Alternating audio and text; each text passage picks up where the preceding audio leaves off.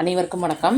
இந்த இது இந்த இந்த காணொளியில நம்ம வந்து பாராதைராய்டு சுரப்பினா என்ன? அதனுடைய பணிகள் என்ன? அதனுடைய குறைபாடுகள் காரணமாக என்னென்ன நோய்கள் ஏற்படுது? அந்த மாதிரியான சில செய்திகள பார்க்கலாம். ஏன்னா ஏற்கனவே இதற்கு முன்னாடி வந்து நம்ம அந்த தைராய்டு சம்மந்தமானதெல்லாம் பார்த்தோம்.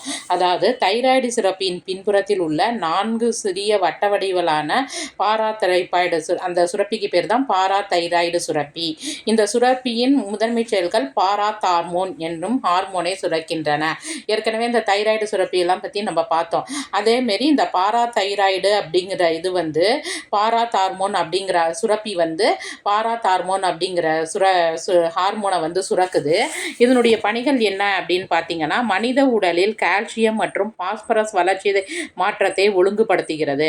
இரத்தத்தில் கால்சியம் அளவை பராமரிப்பதற்காக எலும்பு, சிறுநீரகம் மற்றும் குடல் ஆகியவற்றை செயலாற்றுகின்றது.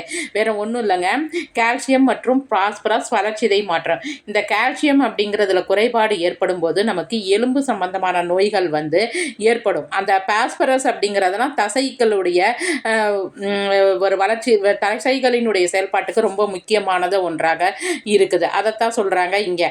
மனித உடலின் கால்சியம் மற்றும் பாஸ்பரஸ் வளர்ச்சிதை மாற்றத்தை ஒழுங்குபடுத்துகிறது அப்படின்னு சொல்லியிருக்கிறாங்க. அடுத்து பாருங்க, பாராதைராய்டினுடைய குறைபாடுகள். தைராய்டு டெக்டமி என்னும் அறுவை சிகிச்சையில் பாராதைராய்டு சுரப்பியில் சுரக்கும் பாராதார்மோன் குறைவாக சுரக்கிறது. இதன் காரணமாக தசை இறுக்கம் எனப்படும் டெட்டனி ஏற்படுதல். அதாவது வேற ஒன்றும் இல்லை, முகம், குரல் வலை, கைகள், பாதங்களில் வந்து தசைகள் வந்து இறுக்கம் ஆயிடுது. இந்த பாராதைராய்டு குறைபாடு காரணமாக தசை இறுக்கம் ஏற்படுது.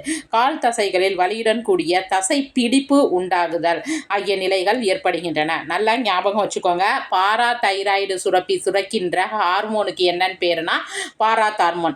ரெண்டாவது பாயிண்ட், இதுக்கு இதனுடைய பணி என்ன அப்படின்னு சொல்லினா, கால்சியம், பாஸ்பரஸ் மற்றும் இதை வந்து நிலைநிறுத்தி வளர்ச்சிதை மாற்றத்தை ஒழுங்குபடுத்துவது. இதை காரணமாக என்ன நோய் ஏற்படுதுன்னா, தசை இறுக்கம் மற்றும் தசை பிடிப்பு. இது 2 3 இந்த 4 பாயிண்ட் தான் ஞாபகம் வச்சுக்கோங்க. நன்றி, வணக்கம்.